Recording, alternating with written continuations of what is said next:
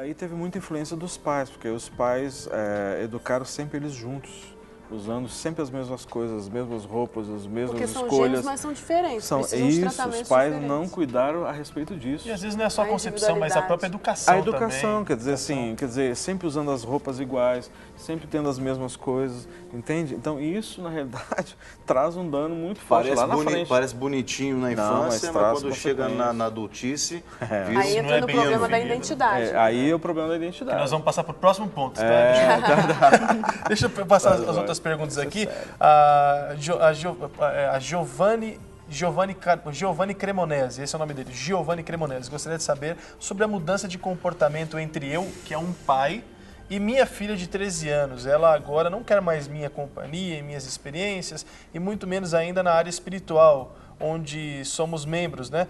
Ou seja, está dizendo o seguinte, que eles comungam da mesma fé, que o pai realmente, a menina fez 13 anos e parece que a menina agora não está querendo muito acesso com o pai, não quer muito os conselhos do pai. Eu gostaria até de, se você pudesse me responder, eu vejo que esse caso específico, eu não sei porquê, mas eu estou falando aqui, eu acho que você tem uma afeição muito maior para sua filha, no sentido, eu não sei se você tinha expectativa que nascesse um menino e você projetou toda a sua expectativa disso com ela e vocês eram muito parceiros em muitas coisas. E essa é a idade, 13 anos de idade, é a idade do início da maturidade, ou seja, da maioridade, né? Ou seja, quando começa o período de se tornar adulto. E é óbvio que a partir daí existe um choque, onde ela vai precisar agir como menina, não é? E vai começar a buscar algumas coisas mais, não de menina, mas de mulher. E aí algumas coisas ela já não aceita mais. Agora, no que diz respeito à parte espiritual, é uma fase que precisa existir um investimento dos pais, principalmente no que diz respeito à bênção.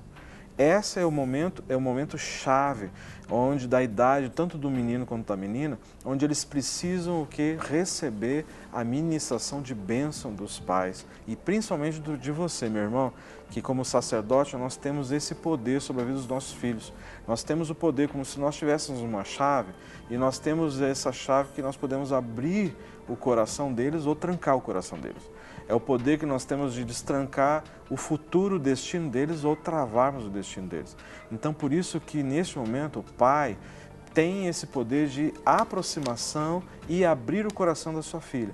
Agora é o momento, assim, de você buscar a sabedoria do Senhor, porque, dependendo da sua atitude, você pode fechar o coração dela definitivamente para você. Mas, dependendo da sua atitude sábia, como um pai, que vai abençoá-la, que é o momento de transição na adolescência, é o momento de se descobrir de quem que eu vou ser, o que eu vou fazer no meu futuro, vou casar, não vou casar. Então, aí que o pai tem que entrar como um verdadeiro, conselheiro, ajudador e principalmente estar ministrando a bênção. E como faz bem um bom líder de adolescente nessa fase também, né? Demais, Ajuda demais, muito, demais. né? Exatamente. Bom, a gente tem uma pergunta da Gabriele que mandou aqui pra gente dizendo o seguinte: como que ela interpreta se ela está com dependência emocional ou não? Ou seja, quais os sintomas, os traços que talvez caracterizariam uma dependência emocional? Tem alguns indicativos, né, que a gente pode estar observando dentro de uma relação que nos ajudam, então, a observar, né, se somos dependentes de alguém ou não. Alguns desses indicativos, né, na verdade, você tem que olhar isso dentro de um contexto, num conjunto, mas esses indicativos são ciúmes, um ciúme extremo, né, você não consegue ver a outra pessoa, nem mesmo conversando com um terceiro. Né? Um outro indicativo é quando você pensa demais, né, nessa determinada pessoa, a sua mente ela gira em torno, né, do que aquela pessoa está fazendo longe de você. Um outro indicativo é quando você está longe dessa pessoa e você fica incomodada pelo fato de você estar longe dela. Né? Outro indicativo que a gente pode também estar colocando aqui é o fato de você, de repente, não conseguir ficar sem falar com aquela pessoa constantemente durante um dia. Porque a gente sabe que existem amizades, existe, né, relacionamentos diversos. Mas, assim, tem gente que não consegue falar, não consegue ficar sem falar com aquela determinada pessoa. Ela fala constantemente com aquela pessoa. Um outro indicativo também que é importante a gente está observando é uma perguntinha básica que eu faço para todas as pessoas que eu começo a identificar uma relação dependente. Se essa pessoa morrer, o que vai ser da sua vida? E aí a pessoa, ela pensa nisso, e aí ela chega à conclusão de que ela não vai conseguir sobreviver à ausência daquela pessoa. Isso é um indicativo muito forte. Agora, é óbvio que isso não se aplica só à relação sentimental entre pessoas do sexo oposto. Está falando de relacionamento de amizade, filiação, qualquer tipo de relacionamento. Sim. Tá? Qualquer tipo. Agora, uma pergunta que tem a ver com essa dependência, que eu acredito que muitas pessoas passam por isso, mas não tem a informação acerca disso. O sexo antes do casamento, ele gera várias consequências também no âmbito emocional. Porque quando a gente casa, a gente faz aliança com o nosso marido, o sexo é uma aliança, que é uma aliança saudável e da maneira correta. Você não depende emocionalmente do seu marido, mas você fez uma aliança com ele. Agora, o sexo antes do casamento, no período do namoro, o que ele pode causar emocionalmente falando? Ele pode causar, né, primeiramente, um vínculo muito forte entre as duas pessoas, né, porque Deus ele estabeleceu o sexo para o casamento. Então, solteiros, né, não devem se relacionar sexualmente, porque isso é um princípio estabelecido por Deus, né, para ser desfrutado dentro do casamento. Quando eu, né, se solteira, eu me relaciono sexualmente com uma pessoa, o meu vínculo emocional com ela se torna muito mais forte. Então, pelo fato desse vínculo se tornar muito mais forte, eu acabo entrando também debaixo de uma relação dependente. Eu não vou conseguir mais ficar sem aquela pessoa. Eu até posso me desvincular dessa pessoa, né, fisicamente, mas as minhas emoções elas vão estar sempre buscando o contato com essa pessoa. As minhas emoções elas vão estar sempre buscando essa pessoa novamente para estar perto de mim. E isso é algo muito forte. Né? Então, eu entendo que Deus, diante dos princípios dele, Deus ele foi muito sábio quando ele instituiu o sexo para depois do casamento. Por quê? Porque depois que a pessoa está casada, aí realmente os dois são uma só carne e emocionalmente os dois vão se complementar, um vai corresponder ao outro, né, de maneira saudável. Nós exemplificamos normalmente essas questões de relacionamentos sexuais antes do casamento ou extraconjugais, a pessoa firmando uma aliança, ou seja, as pessoas se complementam, elas se colam, não é? Então, é como se nós pegássemos esse papel e eu passasse cola aqui e cola na minha mão, vamos que aqui seja um papel de uma outra cor, e você colar esses papéis, porque eles se fundem, a Bíblia diz que se tornam uma só carne. Então, só que depois termina o relacionamento, eles descolam. O que acontece? Parte desse papel aqui, talvez pardo ou de uma outra cor, vai ficar no branco e vice-versa. Então esse é o processo. Parte da pessoa fica, emoções, ou seja, sentimentos, ficam armazenados um com o outro. E aí as pessoas vão se dando, se relacionando com muitas pessoas. Hoje em dia a visão, na realidade, o ato sexual é só meramente prazer. Então, o que acontece? As emoções da pessoa vão ficando fragmentadas, os sentimentos da pessoa vão ficando fragmentados, e aí o que acontece? Eles casam e aí o casamento não dura. E o casamento termina rapidinho, por quê? Eles já se deram tanto para tantas pessoas, que aí quando chega aquela pessoa ideal, ou talvez aquela pessoa definitiva, parece que não é a mesma coisa, parece que as pessoas, qualquer situação que surja é motivo para terminar, para cada um ir para um lado. Por quê? Eles fizeram isso o tempo todo com todos os relacionamentos sexuais que eles tiveram, não é?